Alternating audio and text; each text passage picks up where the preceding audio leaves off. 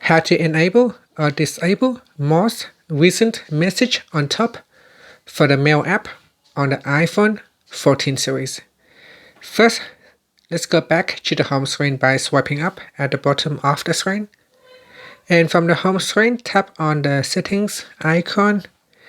In settings, swipe up to go down and tap on Mail. Now in here, swipe up to go down and we go to the threading section and tap on most recent message on top. Tap on the toggle button to turn it off or switch it on. Now by default this is turn off.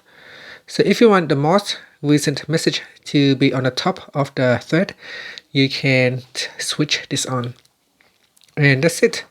After that, you can swipe up to go back to the home screen. Thank you for watching this video.